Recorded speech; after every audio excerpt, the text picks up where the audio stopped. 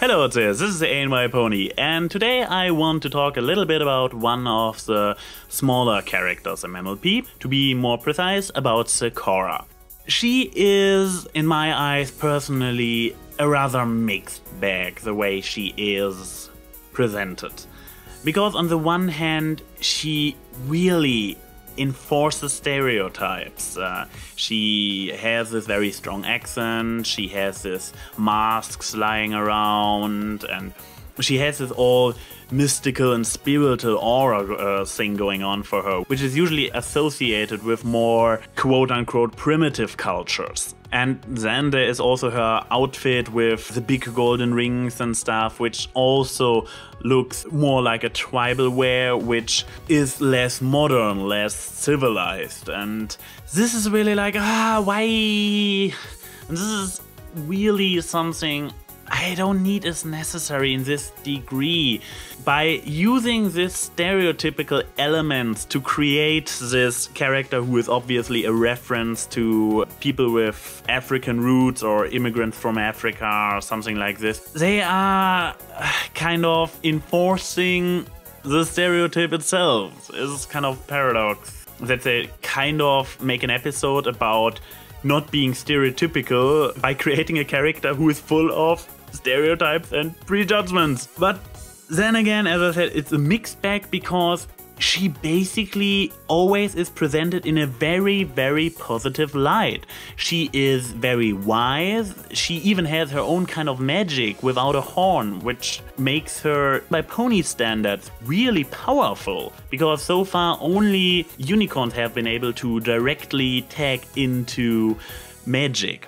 And she is pretty much the poster child of the story of acceptance, because the conclusion of Bridal Gossip was pretty much she is completely cool. And all her later appearances also were always strong ones. She becomes an accepted member of the community, as we see in Lunar Eclipse, when she is there to be the narrator, but she still kind of uses her whole mysticalness in favor of her performance. Then we have her appearance in Magic Duel, where she pretty much becomes the mentor to a unicorn who is considered to be one of the most powerful unicorns in all of Equestria and has been taught by Celestia herself.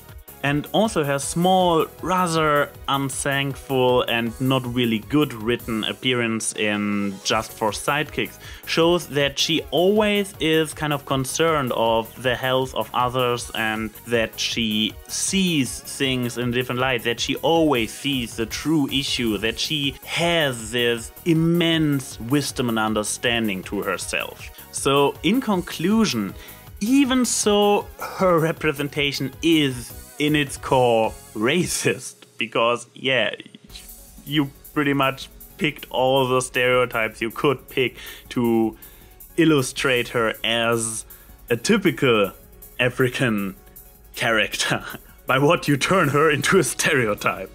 But it is not done with ill will. On the contrary, she is always presented in a good light. I have to say, it is definitively not optimal that they simplified the whole issue by giving her so blandly another cultural heritage which is extremely inspired by this rather outdated image of African people.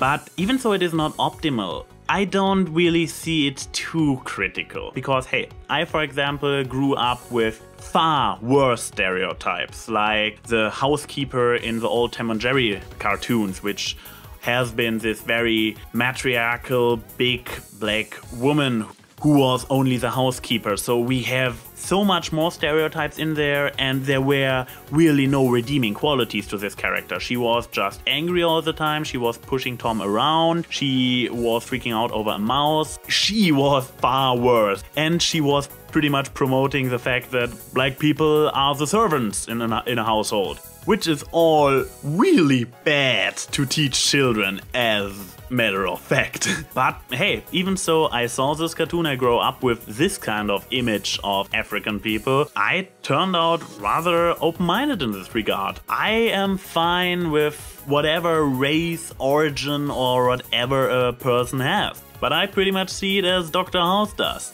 Everybody is an idiot. This is AnYPony saying see you soon.